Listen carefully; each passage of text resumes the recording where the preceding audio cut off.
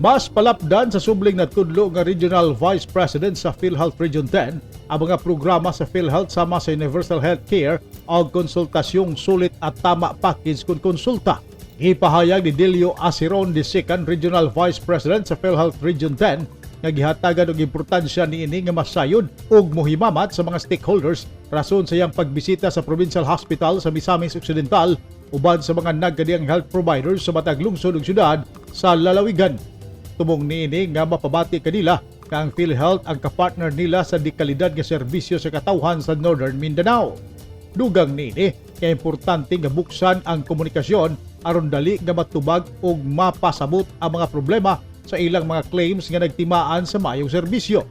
Saysay ni Asiron na ang mga doctors o mga partner hospitals pauman na naghatag og dekalidad nga serbisyo ug angayan lamang usab sumala pa dinhi nga mabayaran sila sa ilang claims aron makapadayon sila sa paghatag og serbisyo sa katawhan ilabi na ang ilang operational expenses. Target sa PhilHealth Region 10 nga makasugod na o makaestablisar sa 65 ka health providers sa mahinungdanon nga programa sa maong buhatan nga mao ang konsulta nga maghatag og dugang preventive benefits sa primary care providers.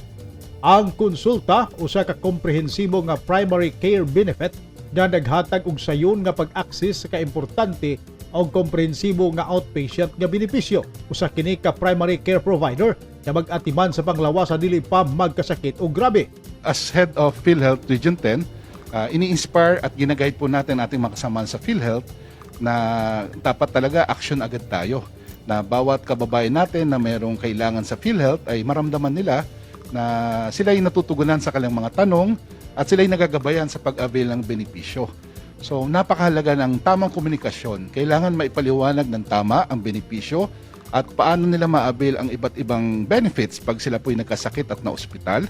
And mahalaga rin na ang kanilang mga reklamo ay nabibigyan ng atensyon para maramdaman nila na at the end of the day, pag nagkasakit ang mga mahal nila sa buhay, malalaman nila na andyan ang PhilHealth na tutulong para sa kanilang gastusin sa ospital ay mabawasan. Samtang sa Usami City, adunay usa ka konsulta accredited provider samtang laing 7 ka mga hospital ang nagproseso pa sa pag-accredit sa ilang buhatan. Neptali Batolino, Newsline Philippines, Province of Misamis Occidental. Stay safe.